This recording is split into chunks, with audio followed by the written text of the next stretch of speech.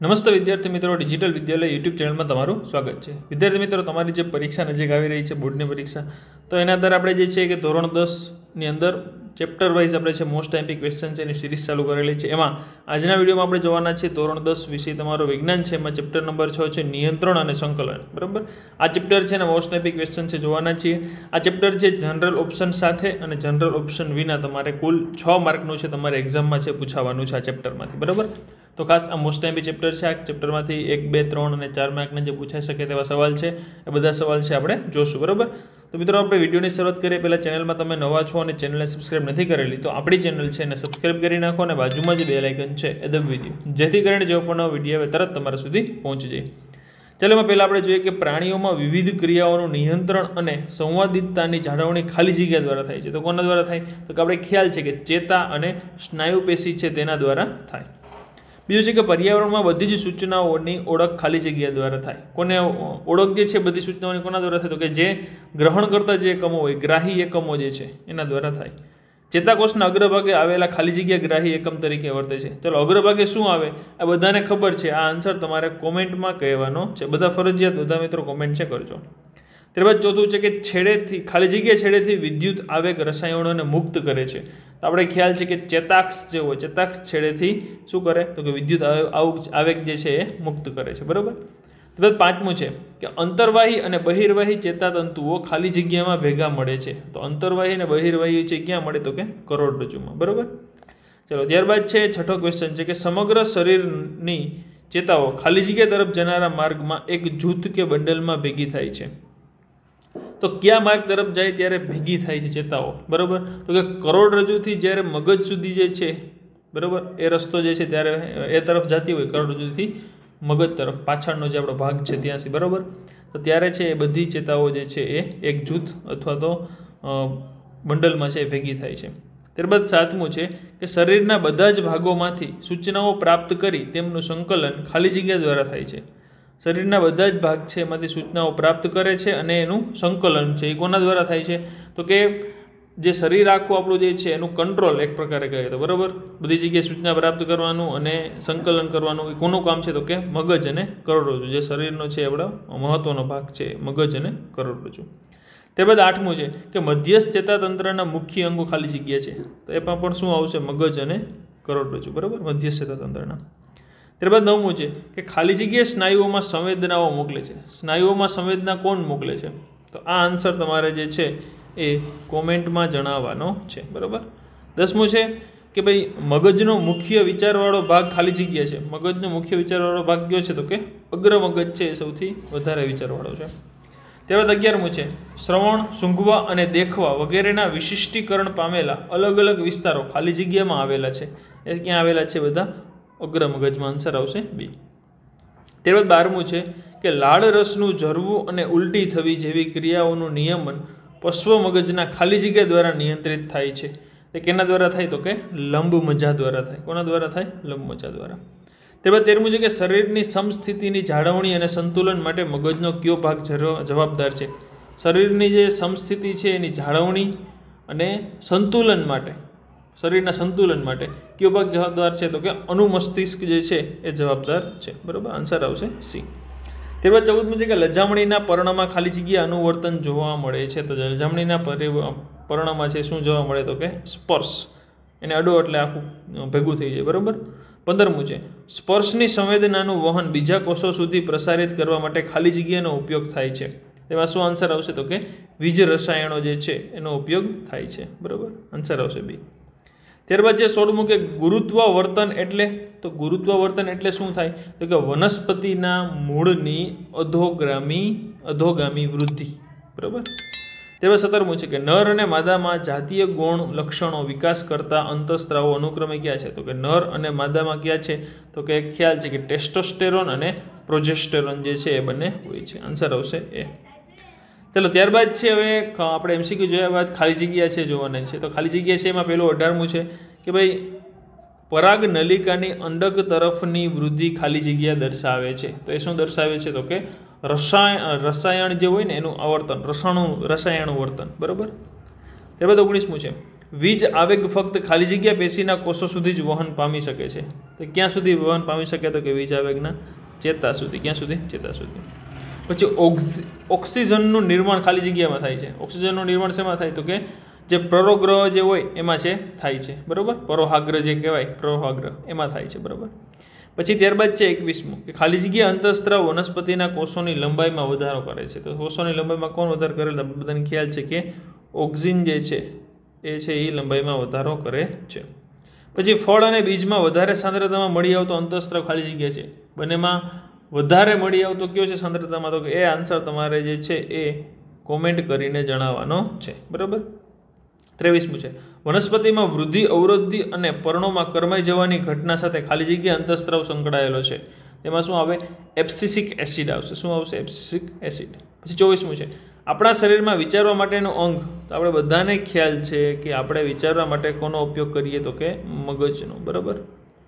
પછી પ્રકાંડ ખાલી જગ્યા ભૂઆવર્તન દર્શાવે છે. તો પ્રકાંડ જે છે એ ઋણ ભૂઆવર્તન દર્શાવે. કેવું દર્શાવે? ઋણ ભૂઆવર્તન, બરાબર. પછી મગજનો ખાલી જગ્યા ભાગ શીખવાની ક્રિયા માટે જવાબદાર છે. તો શીખવાની ક્રિયા માટે આપણે ખ્યાલ છે કે અગ્ર મગજ જે છે એ જવાબદાર છે. શું જવાબદાર છે? અગ્ર મગજ, બરાબર. પછી આપણા આહારમાં ખાલી જગ્યાની કમીથી ગોઈટર રોગ થાય છે. તો ગોઈટર રોગ જે છે એ આયોડિનની કમીથી થાય. શેની કમીથી થાય? તો કે આયોડિન, I2. આયોડિનની કમી હોય એનાથી ગોઈટર રોગ થાય છે. પછી ત્યારબાદ છે હવે ક્વેશ્ચન જે છે કે ભાઈ જે તમારી બોર્ડની એક્ઝામમાં પૂછાઈ શકે તેવા છે ચેતાકોષની સંરચના દર્શાવતી આકૃતિ દોરો અને કાર્યોનું વર્ણન કરો. ચેતાકોષની આકૃતિ દોરવાની છે અને એનું કાર્ય પણ કહેવાના છે, બરાબર. ત્યારબાદ છે કે અનૈચ્છિક ક્રિયાઓ અને વનસ્પતિમાં રાસાયણિક સંકલન કઈ રીતે થાય છે? એવા શું છે? વનસ્પતિમાં રાસાયણિક સંકલન અથવા વનસ્પતિમાં પ્રકાશ પરાવર્તન કેવી રીતે થાય છે અને રાસાયણિક સંકલન કેવી રીતે થાય છે? આ બે પ્રશ્ન છે અને આપણે જવાબ આપવાના છે, બરાબર.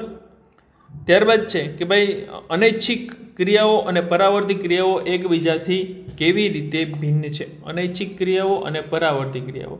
તો પરાવર્તિત ક્રિયાઓ જે છે એનું નિયમન છે કરોડરજ્જુ દ્વારા થાય અને અનૈચ્છિક ક્રિયાઓ જે છે એ શું હોય? તો એનું કામ તો કે શરીરમાં જે અનૈચ્છિક ક્રિયાઓ એટલે કે વ્યક્તિનું જેનું વ્યક્તિ છે એનું નિયંત્રણ હોતું નથી, કે જે આપમેળે ચાલ્યા કરે છે, બરાબર.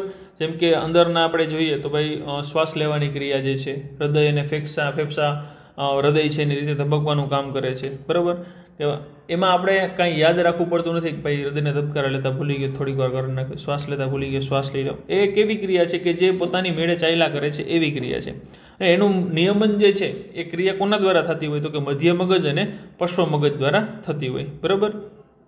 પશ્વ મગજમાં છે કે ભાઈ બ્લડ પ્રેશર એટલે કે લોહીનું દબાણ છે, પછી ઉલટી થવાની આવી અનૈચ્છિક ક્રિયાઓ છે એના દ્વારા થતી હોય છે. અને પરાવર્તિત ક્રિયા તમને કીધું કે કરોડરજ્જુ દ્વારા થાય, કે આકસ્મિક કે અમુક એવી પરિસ્થિતિ હોય કે જ્યારે એની જાળવણી છે એ ક્રિયા છે કરતી હોય, બરાબર. પછી પરાવર્તિત કમાન છે કે જે કરોડરજ્જુ જે છે એના પૂર્વવત એટલે કે મગજ સુધી સૂચનાઓ છે પહોંચાડે છે કે ભાઈ આ કામ કરવાનું, આ કામ કરવાનું, બરાબર. પરાવર્તિત ક્રિયાઓ છે એ ઘણી બધી કાર્યક્ષમ જ હોય છે, બરાબર. ત્યારબાદ છે કે CNSનું પૂરું નામ જણાવો. તો CNS એટલે શું? તો કે સેન્ટ્રલ નર્વસ સિસ્ટમ, મધ્યસ્થ ચેતાતંત્ર, બરાબર. સેન્ટ્રલ પછી નર્વસ સિસ્ટમ એટલે કે CNS. અને બીજું છે કે PNSનું પૂરું નામ જણાવો. તો PNS એટલે કે પેરિફેરલ નર્વસ સિસ્ટમ. ઓમાં સેન્ટ્રલ અને આમાં શું આવશે? પેરિફેરલ નર્વસ સિસ્ટમ, બરાબર. ત્યારબાદ વ્યાખ્યા છે ઉત્તેજના છે, પ્રતિચાર છે, સંકલન છે, પછી આવર્તન છે અને અંતઃસ્ત્રાવ છે. આ બધાની વ્યાખ્યા આપવાની છે, બરાબર. ત્યારબાદ છે કે ભાઈ નીચેના પૈકી કઈ આકૃતિ સાચી છે? ABCD આ ચારમાંથી. તો આમાંથી કઈ આકૃતિ સાચી છે? તો કે આકૃતિ તમે જોશો તો ત્રીજા નંબરની જે આકૃતિ છે એ સાચી આકૃતિ છે. પછી ઉષ્મા સંવેદનાની ઉર્મિવેગ પદ દર્શાવતી આકૃતિ દોરેલ છે. આકૃતિમાં A, B, C અને D નું નામ જણાવવાનું છે. અહીંયા બધાનું નામ તમારે જાણો. A માં શું આવે, B માં શું આવે, C માં શું આવે અને D માં. તો આપણે ખ્યાલ છે તે પ્રમાણે તમને નામ કહી દઉં કે A જે છે એ શું છે? તો કે A જે છે એ સંવેદી ચેતાકોષ છે. શું છે? સંવેદી ચેતાકોષ છે, બરાબર. પછી B જે છે એ શું છે? તો કે B છે એ કરોડરજ્જુ છે. અહીંયા આ ભાગ છે શું છે? કરોડરજ્જુનો ભાગ છે. પછી C જે છે એ શું? ચાલક ચેતાકોષ છે અહીંયા, બરાબર. અને D માં જે દર્શાવેલું છે એ પ્રતિચારક છે એટલે કે હાથના સ્નાયુઓ છે, બરાબર. ચાલો ત્યારબાદ આગળ વધીએ કે આકૃતિમાં ABCDનું નામકરણ કરો. અહીંયા આકૃતિ જે છે શિખાતંતુ, પછી કોષકાય, અક્ષતંતુ અને ચેતાંત. બરાબર, આ બધાના નામ આવડતા જશે ને. આ આકૃતિ છે એક્ઝામમાં, બોર્ડની એક્ઝામમાં પૂછાયેલી છે. આ મોસ્ટ IMP છે. બંને આકૃતિ છે કેવી છે? Most IMP. એક્ઝામમાં 100% પૂછાશે, એટલે ખાસ કરી લેજો. બરાબર. પછી અગ્રમગજ અને પશ્વમગજ કઈ ક્રિયાઓનું નિર્માણ કરે છે? તો અગ્રમગજ છે એમાં શું હોય? તો કે સૂંઘવા માટે, જોવા માટે ઘણા બધા વિસ્તારો હોય. મુખ્ય કે વિચારવાની ક્રિયા હોય એમાં હોય. ને પશ્વમગજમાં શું હોય? તો કે જે ઓટોમેટિક ક્રિયા થતી હોય. તમને કીધું કે ભાઈ હૃદયના ધબકારા છે, શ્વાસોશ્વાસની ક્રિયા છે, બ્લડ પ્રેશર છે, ઉલટી થવાની ક્રિયા છે. બરાબર, આ બધી એની ઉપર આધારિત હોય. પછી છે કે અંતઃસ્ત્રાવના લક્ષણો. પછી ખોરાકમાં આયોડિનયુક્ત મીઠું વાપરવું જોઈએ. શા માટે? બરાબર, કારણ કે એમાંથી આપણે ખ્યાલ છે કે આયોડિનની ખામીથી શું થાય? તો કે ગોઈટર નામનો રોગ થાય. બરાબર, એટલે એના માટે એવું મીઠું છે એ વાપરવું જોઈએ. પછી છે કે ભાઈ વનસ્પતિમાં વૃદ્ધિ અવરોધક અંતઃસ્ત્રાવનું નામ અને અસરો જણાવો. તો વૃદ્ધિ અવરોધક અંતઃસ્ત્રાવ છે કયો છે? તો કે વૃદ્ધિને જે રોકે એવું. તો કે આપણે આગળ MCQમાં આવ્યું હતું કે એબ્સિસિક એસિડ. બરાબર, એ છે વૃદ્ધિ અવરોધક છે. એની અસરથી વૃદ્ધિ અવરોધ થાય અને પાંદડા છે શું થાય? સુકાઈ જાય. બરાબર. પછી પરાવર્તી ક્રિયા એટલે શું? બરાબર, કે ભાઈ કોઈ ઘટના જે છે અચાનક કોઈ ક્રિયા થાય એને શું કહેવાય? પરાવર્તી ક્રિયા. મીન્સ કે તમે ભૂલથી તમારાથી ગરમ તપેલીને હાથ અડી જાય, તમે તરત હાથ છે લઈ લ્યો છો, મગજ સુધી સંદેશો પહોંચે એની રાહ જોતા નથી. બરાબર. પછી તમને ભૂખ લાગતી હોય ત્યારે ઓટોમેટિક મોંમાં તમારા પાણી આવી જાય. બરાબર, આ બધી છે એ કેવી કહેવાય? પરાવર્તિક ક્રિયા કહેવાય, કે જે પરાવર્તિક કમાન્ડ દ્વારા છે થતી હોય છે. બરાબર. પછી છે કે ભાઈ મધ્યસ્થ ચેતાતંત્રની સમજૂતી અને કાર્ય. પછી અનુમસ્તિષ્કનું સ્થાન, કાર્ય અને ઉદાહરણ જણાવો. અનુમસ્તિષ્ક. બરાબર, એનું સ્થાન છે એ પશ્વમગજનું હોય. અનુમસ્તિષ્કનું કાર્ય શું હોય? તો કે કોઈ ક્રિયા હોય શરીરની સ્તંભસ્થિતિ અને સંતુલન જાળવવા માટે જવાબદાર હોય, ચોકસાઈથી ક્રિયા કરવાની. બરાબર, જેમ કે આપણે કોઈ બાઇક ચલાવતા હોય તો સીધી લાઈન ઉપર જ ચલાવતા હોઈએ. બરાબર, કોઈ વસ્તુ આપણે ઉપાડીએ તો એ સરખી રીતે જ ઉપાડીએ. બરાબર. ત્યારબાદ તફાવત છે શિખાતંતુ, ચેતાક્ષ છે, વનસ્પતિ અંતઃસ્ત્રાવ અને પ્રાણી અંતઃસ્ત્રાવ, અંતઃસ્ત્રાવી તંત્ર અને ચેતાતંત્ર. બરાબર. પછી છે કે ભાઈ 48મું કે સજીવોમાં વૃદ્ધિ દ્વારા થતું પ્રચલન અથવા ગતિ સમજાવો. સજીવોમાં વૃદ્ધિ દ્વારા પ્રચલન અને ગતિ. પછી ગ્રાહી એકમ એટલે શું? ઉદાહરણ આપી સમજાવો. ગ્રાહી એકમ મોસ્ટ IMP ક્વેશ્ચન છે. બરાબર. ત્યારબાદ છે કે ચેતાસ્નાયુ સંધાન આકૃતિ દોરી સમજાવો. પછી છે કે ચેતોપાકમ શબ્દ છે એ સમજાવો. પછી સંવેદનાનું મગજમાં થતું અર્થઘટન. આ બધા મોસ્ટ IMP છે. પરાવર્તિક કમાન આકૃતિ છે. પરાવર્તિક કમાન મોસ્ટ IMP ક્વેશ્ચન છે. ખાસ આ ક્વેશ્ચન જે છે એ કરી લેજો. બરાબર. પછી છે કે માનવ મગજના મુખ્ય ભાગનું નામ આપી અગ્ર મગજ વિશે લખવાનું. માનવ મગજના બધા તમને ભાગ જે છે એના નામ આવડવા જોઈએ. અગ્ર મગજ, મધ્ય મગજ અને પશ્વ મગજ. એમાં આપણે કોના વિશે લખવાનું છે? અગ્ર મગજ વિશે લખવાનું છે. બરાબર, જે મુખ્ય વિચારવાળો ભાગ છે. ચેતાપેશી તથા સ્નાયુ પેશી કેવી રીતે કાર્ય કરે છે? વટાણામાં પ્રચલન. પછી લજામણીના પર્ણો વૃદ્ધિ મુક્ત ગતિ દ્વારા પ્રતિચાર દર્શાવે છે, સમજાવો. લજામણીના પર્ણોમાં સ્પર્શનો પ્રતિચાર કેવી રીતે થાય છે? પછી બીજ આવેગની અગત્ય અને મર્યાદા જણાવો. માનવમાં અંતઃસ્ત્રાવી ગ્રંથિઓની નામ નિર્દેશવાળી આકૃતિ દોરો. અંતઃસ્ત્રાવી ગ્રંથિઓ જે છે એની નામ નિર્દેશવાળી આકૃતિ છે એ દોરવાની છે માનવમાં. બરાબર. પછી ત્યારબાદ છે કે ભાઈ એડ્રિનલ ગ્રંથિમાં કયો સ્ત્રાવ સ્રવે છે ને તેની ઉપયોગિતા જણાવો. અને ડાયાબિટીસ થવાનું કારણ, લક્ષણ અને નિવારણમાં કેવી રીતે થાય છે સમજાવો. બરાબર. ત્યારબાદ જે વિભાગ બી જે છે મીન્સ કે એ એવા ક્વેશ્ચન છે કે જે તમારી બોર્ડની એક્ઝામમાં પૂછાયેલા છે, એટલે અલગ રેખા છે કે ભૂતકાળમાં તમારી પરીક્ષા જે લેવાની પૂછાયેલા પ્રશ્નો છે, એટલે IMP છે કે આપણે આહારમાં ખાલી જગ્યાની કમીથી ગોઈટર થાય. આગળ જ આપણે ક્વેશ્ચન આવ્યો હતો મોસ્ટ IMPમાં કે I2 એટલે કે આયોડિનની કમીથી થાય. પછી સાચું ખોટું જાણવાનું છે કે પરાવર્તિક ક્રિયાનું સંચાલન હૃદય દ્વારા થાય છે. તો આ વિધાન કેવું છે? ખોટું છે. બરાબર. પછી એબ્સિસિક એસિડ વૃદ્ધિ પ્રેરક અંતઃસ્ત્રાવનું એક ઉદાહરણ છે. તો આ વિધાન કેવું છે? ખોટું છે. બરાબર. ત્યારબાદ છે કે ભાઈ ચેતાકોષની નામદેશવાળી આકૃતિ આપણે જોઈ આગળ. વનસ્પતિમાં પ્રકાશનું વર્તન અને ભૂઆવર્તન એ પણ આપણે આગળના ક્વેશ્ચનમાં હતું. અને આપણે જે છે A અને B ના નામ આપવાના છે. આપણે ABCD 4 નામ છે આપ્યા હતા. બરાબર. એમાં A અને B નું નામ આપવાનું છે. તો તમારા ચેપ્ટર જે છે ને મોસ્ટ IMP ક્વેશ્ચન છે. આ ખાસ આટલા છે ક્વેશ્ચન કરી લેજો. કોઈ પણ ક્વેશ્ચન છોડતા નહીં. બરાબર. કાંઈ ક્વેશ્ચન ન આવડતું હોય, કંઈ ન સમજાતું હોય, કંઈ ડાઉટ હોય તો ખાસ કોમેન્ટ બોક્સમાં કોમેન્ટ કરી દેજો. અને ચેનલમાં તમે નવા છો ને ચેનલને સબસ્ક્રાઇબ નથી કરેલી તો આપણી ચેનલ છે એને સબસ્ક્રાઇબ કરી નાખો અને બાજુમાં જે બેલ આઇકન છે એ દબાવી દો, જેથી કરીને જેવો પણ નવો વિડીયો આવે તરત તમારા સુધી પહોંચી જાય. અને વિડીયો ખાસ છે તમારા બધા મિત્રો સુધી શેર પણ કરી દેજો, જેથી એને પણ મોસ્ટ IMP ક્વેશ્ચન છે મળી જાય. બરાબર. અને તમારે એની PDF જોતી હોય તો આપણી જે વેબસાઇટ છે www.digitalvidyalaya.in આ વેબસાઇટ પરથી તમને PDF છે એ પણ તમને મળી જશે. બરાબર. ચાલો મિત્રો મળીએ આપણે નવા વિડીયોમાં. આવજો મિત્રો. જય હિન્દ, જય ભારત.